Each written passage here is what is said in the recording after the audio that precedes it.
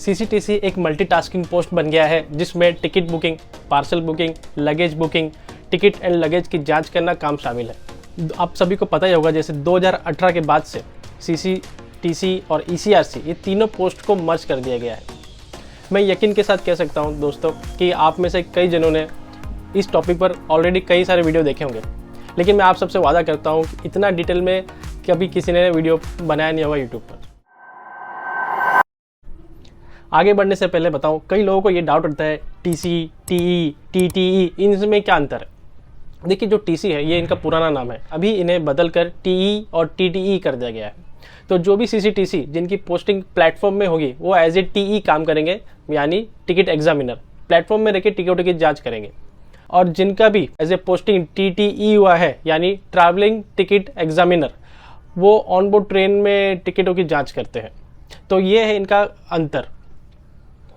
तो जो कोई भी सीसीटीसी में आता है वो तीन तरीके से आता है। आइदर वो जो ऑलरेडी रेलवे में काम कर रहा हो एज ए ग्रुप डी में, तो वो डिपार्टमेंटल एग्ज़ाम देकर जैसे LDCE, GDCE और कोई और भी पुल कोटा डिपार्टमेंटल एग्ज़ाम होते हैं, उनके थ्रू सीसीटीसी में आते हैं।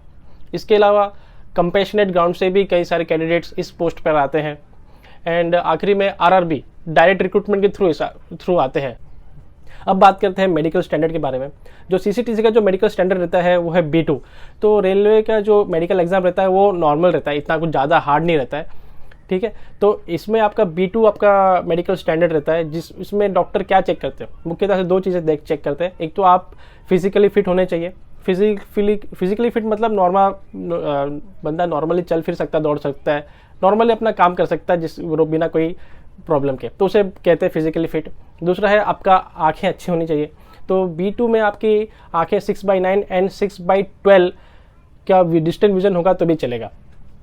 तो ये, और आपका जो चश्मे का जो नंबर है उसमें एक क्राइटेरिया है कि 4D यानी डायोप्टर से ज़्यादा नहीं होना चाहिए। एंड इसमें लोगों को ये डाउट है कि कलर ब्लाइंडनेस चलता है क्या? जी बिल्कुल, इसमें कलर ब्लाइंडनेस बिल्कुल चलता है। अब चर्चा करते हैं ट्रेनिंग के बारे में। जो सीसीटीसी का जो ट्रेनिंग है वो ZRTI इंस्टीट्यूट में होता है। हर जोन में अपना एक ZRTI रहता है। अगर उनका खुद का ZRTI नहीं है तो दूसरे जोन में भेजते हैं। तो इनका ट्रेनिंग जो नंबर ऑफ डेज रहता है वो 60 डेज़ का रहता है, ठीक है। और इसका शेड्यूल कुछ इस तरीके से होता है, आपको 6 डेज ए वीक आपको क्लासेस अटेंड करनी रहती है। आपकी क्लासेस 8 आवर्स चलती है और संडे रेस्ट रहता है। अगर आपके ट्रेनिंग के दौरान कोई NH भी आता है, जैसे कि 15 अगस्त, 26 जनवरी, होली, दिवाली, तो उस दिन भी आपकी क्लासेस बंद रहते हैं। और आपको इसमें खाली खर्चा आपका इतना ही आता है कि आपको खाली मेस का फीस पे करना रहता है जो नॉमिनल रहता है, और बाकी और हॉस्टल का और वगैरह कोई खर्चा नहीं आता है। और इसमें आपका uniform white shirt and black pant रहेगा, जो आप अपने ड्यूटी में करोगे वही आपका यूनिफॉर्म वहाँ पे भी रहता है। महिलाओं के लिए भी वही है। और कई लोगों को ये डाउट रहता है कि सर ट्रेनिंग में लैंग्वेज कौन सा रहेगा, हिंदी या रहेगा इंग्लिश रहेगा? तो देखा जाए तो ये दोनों तरीके से आपको पढ़ाते हैं। मतलब लैंग्वेज नॉर्मली हिंदी रहता है, और लेकिन आपको जो मटेरियल्स प्रोवाइड कराए जाते हैं वो दोनों लैंग्वेज में मिल जाता है। चलिए अब चर्चा करते हैं जॉब प्रोफाइल के बारे में। देखिए जो सीसीटीसी का जो जॉब प्रोफाइल वो डिपेंड करता है इनकी पोस्टिंग कहाँ हुई है। मोस्ट प्रोबेबली इनकी posting X and Y class cities में ही होता है। Z में काफ़ी चांसेस, Z में पोस्टिंग होने के चांसेस काफ़ी कम है, क्योंकि ये जो बड़े स्टेशन और बड़ी जगह जहाँ पे क्राउडेड है, जब भीड़ भाड़ ज़्यादा है, पैसेंजर का जहाँ पे मूवमेंट ज़्यादा है, वहाँ पे इनकी अक्सर पोस्टिंग होती है। तो मान लीजिए अगर इनकी पोस्टिंग एज ए टीई होती है तो इनका जो काम रहता है प्लेटफॉर्म में रहकर टिकटों की जांच करना, ठीक है। ये ट्रेन में ट्रैवल नहीं कर सकते अनलेस इन्हें कमर्शियल कंट्रोल से कोई खास मैसेज आया हो कि भाई आप इस ट्रेन में जांच करिए, या फिर कोई इनके पास स्पेशल लेटर हो, तब जाके ये ट्रेन में जांच कर सकते हो। इसके अलावा ये पैसेंजर अगर ट्रेन से संबंधित कोई जानकारी चाहते हैं तो उन्हें ये देते हैं। कोई अगर किसी को मेडिकल इमरजेंसी आ गई है तो वो उसकी सहायता करते हैं, या फिर एटलीस्ट स्टेशन मास्टर तक उसको पहुंचा देते हैं, या स्टेशन मास्टर को इत्तला कर देते हैं कि इसको इमरजेंसी है मेडिकल। और VIP एस्कॉर्ट भी करते हैं। जैसे कोई MLA या MP स्टेशन से ट्रेन पकड़ने जा रहा है या फिर ट्रेन से उतरता है तो स्टेशन मास्टर भी जाते हैं, TC, RPF स्टाफ, ये सब जाते हैं, उनको एस्कॉर्ट करते हैं। तो ये भी इनका वर्क प्रोफाइल में शामिल है। इसके अलावा जब जितने भी ये TC जब पेनल्टी करते हैं, किसी को चार्ज फाइन मारते हैं विदाउट टिकट, तो जो भी पैसा जमा होता है ये at the end of their duty उन लोग बुकिंग ऑफिस में जाके बुकिंग काउंटर में सारे कैश जमा करते हैं। और अपने इंचार्ज को भी ये बताते हैं और सारा इनका हिसाब किताब डायरी में इनका मेंशन रहता है। और अगर आपकी पोस्टिंग ऐसे टीटी हुई है तो इनका काम भी काफ़ी वास्ट होता है। आप सभी को पता ही होगा, जब हम ट्रेन में सफ़र करते हैं तो टीटी साहब आते हैं, वो टिकटों की जाँच करते हैं। इसके अलावा इनका काम ये भी रहता है, जिनके पास टिकट नहीं है, विदाउट टिकट होल्डर, उनको ट्रेन के अंदर आने से रोकना, ये भी इनका काम है। और अगर आपको कोई कंप्लेन है, भाई सब बाथरूम में साफ़ सफाई नहीं है, पंखा नहीं चल रहा है, या दरवाज़ा टूटा हुआ है, या फिर किसी को पैसेंजर से आपको तकलीफ हो रही है, तो उसकी कंप्लेन भी आप टीटी को दे सकते हो। वो अपने जो भी ऑन बोर्ड स्टाफ रहेगा उसकी मदद के थ्रू आपकी इस प्रॉब्लम को सॉल्व करने की कोशिश करते हैं। मेडिकल असिस्टेंस भी प्रोवाइड करते हैं। अगर किसी पैसेंजर को इमरजेंसी आ गया तो कमर्शियल कंट्रोल के थ्रू या फिर आने वाला जो स्टेशन है उसके स्टेशन मास्टर को इत्तला करके आपको मेडिकल असिस्टेंट लोग पहुंचाने की कोशिश करते हैं। और जो भी आरएसी और वेटिंग लिस्ट टिकट होल्डर है, उन जब वैकेंट बर्थ मिलने पे उनको टिकट अलॉट करना इनकी जिम्मेदारी होती है। और ज़रूरत पड़ने पर पेनल्टी भी लगाते हैं, फ़ाइन भरना पड़ता है अगर आप विदाउट टिकट चढ़ गए तो। इसके अलावा इनके पास एफआईआर बुक भी होती है। किसी पैसेंजर की अगर चोरी हो जाती है तो एफआईआर लिखवा सकते हैं इनके पास। फिर इन्हें जब स्टेशन पे उतरेंगे नेक्स्ट स्टेशन पे टीटी, तो वो जीआरपी ऑफिस में वो एफआईआर सबमिट करना रहता है। तो जनरली जो सीनियर सीसीटीसी रहते हैं वो एज ए टीटी काम करते हैं, लेकिन ऐसा कोई ज़रूरी नहीं है। ज़रूरत पड़ने पर सीसीटीसी को भी एज ए टीटी काम कराया जा सकता है। और जिनकी भी posting as a commercial clerk होगी तो इनका जो पोस्टिंग रहेगा प्लेटफॉर्म प्रीमाइसेस में रहेगा। तो प्लेटफॉर्म प्रीमाइस में जो इनका काम रहेगा वो बुकिंग काउंटर में एज ए बुकिंग क्लर्क इनकी ड्यूटी लगेगी। इसके अलावा जहाँ पीआरएस काउंटर रहता है, यहाँ पे रिजर्वेशन कराते हैं, वहाँ पे भी इनकी ड्यूटी लगेगी। फिर इंक्वायरी काउंटर है, तो जितने भी जो काउंटर है जहाँ से टिकट इशू करना और प्रॉब्लम लोगों को जो डाउट रहता है ट्रेनों के बारे में, तो ये वहाँ पे इनकी पोस्टिंग होती है। और एक इंटरेस्टिंग बात बताऊँ, जहाँ पीआरएस काउंटर है, ये मेरे ख्याल से सबसे बढ़िया पोस्ट है किसी भी सीसीटीसी के लिए। क्यों? क्योंकि ये आपको खाली मॉर्निंग और इवनिंग ड्यूटी लगती है और आपका संडे फिक्स रेस्ट रहता है। तो जितने भी पोस्ट में अभी बताया मैंने आपको और आगे भी बताऊंगा, उनमें सबसे बढ़िया जो इनका पीआरएस काउंटर में ड्यूटी लगी वो है। यदि आपको अगर पार्सल क्लर्क की ड्यूटी करने को मौका मिलता है तो वहाँ पे आपका जो मुख्य काम रहेगा, जो भी पैसेंजर लगेज या पार्सल बुक कराना चाहते हैं, फिर डेस्टिनेशन पूछेंगे कि इतना प्राइस क्या रहेगा, इसका फेयर क्या रहेगा, तो वो आपको बताना रहेगा। इसके अलावा जो बुकिंग करते हैं, जैसे कि लाइफ स्टॉक हो गया, इलेक्ट्रॉनिक्स गुड्स हो गए, कोई किसी तरह का बड़ा लगेज हो गया, तो इस तरह की इन सब की बुकिंग करने की जिम्मेदारी आपकी रहेगी। फिर सारे जो लोडिंग अनलोडिंग होते हैं पार्सल के, लगेज के, तो इनका हिसाब किताब आप ही को रखना है। आपकी posting as a goods clerk होती है तो आपको जाहिर सी बात है आपको गुड्स यार्ड में काम करना रहेगा। तो वहाँ पे आपको जो भी माल का जो लोडिंग होता है, अनलोडिंग होता है, उसका पूरा हिसाब किताब रखना पड़ेगा। और आपके जो जिसके अंडर में काम करो आपको उसको रिपोर्ट करना रहेगा। फिर जो तरह तरह के जो रजिस्टर रहते हैं उनको मेंटेन करना रहेगा। फिर तरह तरह के जो गुड्स रहते हैं उनके बुकिंग और उनके डिटेल्स के आपको संभाल के रखना है। फिर जो डिलीवरी ऑफ गुड्स हो रहा है, जो भी पार्टी को आया अपना गुड्स लेने, जो किसको दे रहे हैं हम, तो वो भी आपको डिटेल्स आपको संभाल के रखनी है।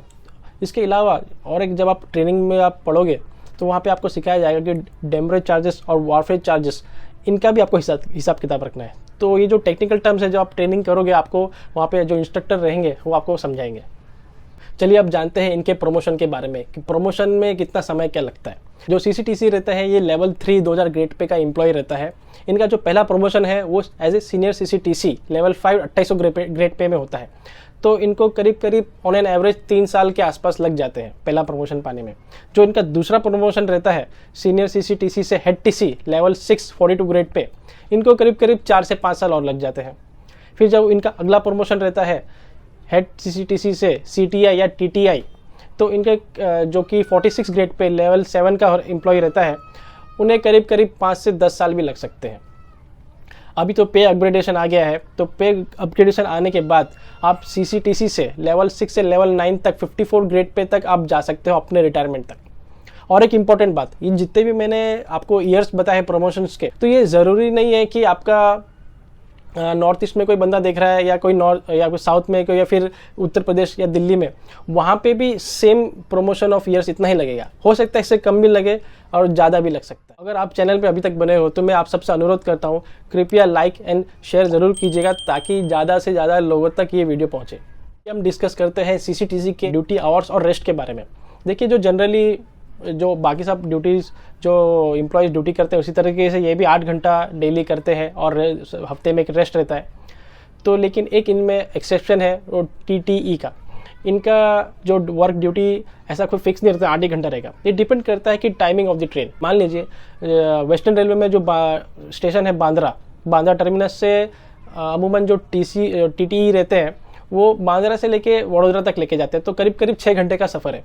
तो कोई भी गाड़ी लोग बांद्रा से वडोदरा लेके जाते हैं, फिर 6 घंटे मतलब फिर वडोदरा में उतरने के बाद कुछ घंटे आराम करते हैं, फिर वहाँ से एक दूसरी ट्रेन लेके आते हैं। तो इनका एक जो लिंक रहता है ना, ये ऑलरेडी प्रिपेयर्ड रहता है, पहले से प्री डिटरमाइंड रहता है कि कोई भी जो TTE है ये गाड़ी लेके जाएगा, उसको वो सामने से जो नेक्स्ट दिन दूसरी गाड़ी आएगी वो उसको लेके आना है।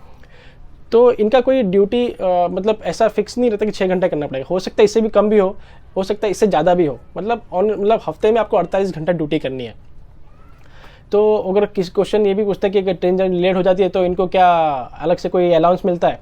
जी नहीं, OT की बात कर रहे हैं उन लोग। CCTC में कोई OT का कोई प्रावधान नहीं है। आपको ट्रेन को आप नहीं छोड़ सकते हो, भले उसको 6 घंटे के बदले वो 8 घंटा 9 घंटा लेट भी क्यों नहीं हो जाए, तो अनलेस आपका कोई रिलीवर आ जाए। इन्हें OT तो नहीं मिलता है, लेकिन इनका अलग से एक अलाउंस मिलता है, वो TA ट्रैवलिंग अलाउंस। बात अक्सर पूछते हैं कि क्या TTE रनिंग स्टाफ नहीं है क्या? अगर है तो क्या किलोमीटर अलाउंस मिलता है? जी, TTE को रनिंग स्टाफ कंसिडर नहीं किया जाता है, इसलिए इन्हें कोई किलोमीटर अलाउंस नहीं मिलता है। आइए अब बात करते हैं इनके सैलरी के बारे में। देखिए, जैसे कि पहले भी मैंने बताया था कि CCTC की काम डिपेंड करता है कि उनका पोस्टिंग कहाँ हुई है, इसी तरीके से इनका सैलरी भी डिपेंड करता है कि पोस्टिंग किस क्लास सिटी में हुआ है। अगर इनकी पोस्टिंग X क्लास सिटी में हुआ है तो इनका जो इनिशियल सैलरी रहेगी, ग्रॉस सैलरी, वो है 43,000 प्लस रहेगी। और अगर जिनकी posting Y class category cities में होता है तो उनका रहेगा 39,000 प्लस रहेगा उनकी ग्रॉस सैलरी। और अगर किसी का Z क्लास में हो भी जाता है तो उनका 37,000 प्लस इनकी सैलरी रहेगी। तो ऐसा कुछ जो है इनका सैलरी स्ट्रक्चर है, काफ़ी बढ़िया है लेवल 3 एम्प्लॉय के लिए। और जो डिडक्शन है वो आपको पता ही होगा, जो बेसिक प्लस DA का 10% एज NPS कटता है और प्रोफेशनल टैक्स कटता है। चलिए अब डिस्कस करते हैं फैसिलिटीज़ के बारे में। CCTC को लेवल 3 का जो एम्प्लॉय है इन्हें क्या क्या फैसिलिटीज़ मिलता है। पहला जो फैसिलिटीज़ है वो मैं पास के बारे में बात करूँगा। जो भी न्यू ज्वाइनिंग होते हैं वो लेवल 3 में, उनको 1/3 AC का पास और 4 PTO आपको मिलेगा पर ईयर, ठीक है। और 5 साल अगर आपका सर्विस हो जाता है तो आपको 3 पास आपको मिलेगा और 4 PTO पर ईयर। इसके अलावा आपको मेडिकल फैसिलिटीज़ मिलती है और आपके जो भी फैमिली मेम्बर्स हैं, आपकी स्पाउस और 2 बच्चे को आपको मेडिकल ट्रीटमेंट बिल्कुल फ्री मिलती है। और रेलवे क्वार्टर्स भी प्रोवाइड कराया जाता है रेलवे के थ्रू। तो लेवल 3 के कर्मचारी होने के कारण आपको टाइप 2 क्वार्टर के लिए आप एलिजिबल हो। इसके अलावा जो TTE रहते हैं उन्हें जो एडिशनल अलाउंस मिलता है TA, वो तो मैंने बताया आपको। और साथ ही साथ जो आपको जो बच्चों के लिए एजुकेशन अलाउंस भी मिलता है 27,000 पर चाइल्ड पर ईयर। तो मतलब अराउंड ऑलमोस्ट 54,000 आपको एडिशनल मतलब एजुकेशन अलाउंस के रूप में पैसा मिलेगा।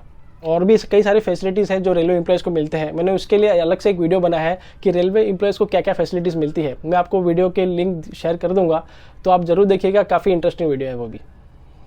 आइए अब बात करते हैं ट्रांसफ़र के बारे में, जो कि काफ़ी सेंसिटिव टॉपिक है कैंडिडेट्स के बीच। तो जो CCTC रहते हैं इनका जो ट्रांसफ़र होता है जब इनको प्रमोशन मिलता है, जब सीनियर CCTC बन जाएंगे तो इनका ट्रांसफ़र हो जाता है। इसके अलावा 4 से 5 साल बाद रोटेशनल ट्रांसफ़र भी होता रहता है। तो ये जो भी ट्रांसफ़र होता है आपके जो डिवीज़न में पोस्टेड हो उसी के अंदर होगा। और जिन भी कैंडिडेट्स को इंटर डिवीज़न या इंटर रेलवे ट्रांसफ़र लेना है तो वो 3 तरीके से जा सकते हैं: mutual transfer, on request and spouse ground में। म्यूचुअल ट्रांसफ़र में तो आपकी सीनियरिटी मेंटेन रहेगी या फिर सामने वाली की सीनियरिटी मिल जाएगी। लेकिन जो ऑन रिक्वेस्ट और स्पाउस ग्राउंड में, उसमें आपको बॉटम सीनियरिटी में जाना पड़ेगा। और ये तीनों ट्रांसफ़र में आपका सैलरी में कोई इम्पैक्ट नहीं रहेगा, आपका पे प्रोटेक्शन रहेगा, आपका बेसिक में कोई चेंज नहीं आएगा। चलिए अब जानते हैं group B gazetted officer departmental exam के बारे में। तो आप CCTC में जब जो भी कैंडिडेट्स आते हैं लेवल 3 में, जब वो लेवल 6 में पहुंच जाएंगे तो लेवल 6 में सक्सेसफुली 5 साल काम करने के बाद आप एलिजिबल होंगे ACM एग्ज़ाम को अपेयर करने के लिए। तो ACM जब एग्ज़ाम रहता है, देखिए ये डिपार्टमेंटल एग्ज़ाम रहता है, तो इसे कम मत समझिए, ये भी बहुत हार्ड होता है। क्यों? क्योंकि वैकेंसी मात्र 1 या 2 निकलती है और कंपटीशन इसमें बहुत ज़्यादा होता है, बहुत सारे एम्प्लॉय इसमें भाग लेते हैं। तो ACM बन जाने के बाद आप DCM लेवल तक आप जा सकते हो। तो जो ACM का जो स्टार्टिंग ग्रेड पे मतलब स्टार्टिंग जो इनका लेवल रहता है लेवल 8 48 ग्रेड पे आपको समझने के लिए। तो फ़र्क क्या पड़ता है ACM बनने के बाद? तो आपका इसका जो पास में आपको फ़र्क पड़ेगा। इसके अलावा जो क्वार्टर्स है इनको ऑफिसर्स क्वार्टर्स अलग से रहते हैं। और इनका और एक बात, आपका जब ग्रुप बी एग्ज़ाम देके आप पास हो जाओगे तो आपका जो डिवीज़न है जरूरी नहीं वहीं पे पोस्टिंग होगी आपकी। जो आपका जोन है और उसमें जितने सारे डिवीज़न है वो पूरे डिवीज़न में कहीं भी आपकी ऐसे ACM या ग्रुप बी ऑफिसर जो जिस पोस्ट में भी हो वो पोस्टिंग हो सकती है पूरे जोन में कोई भी डिवीज़न पर। चलिए अब डिस्कस करते हैं मेरिट और डीमेरिट के बारे में। पहले हम बात करते हैं डीमेरिट्स क्या क्या है इस पोस्ट पे। जो पहला डीमेरिट मैं देख सकता हूँ जो है TTE है।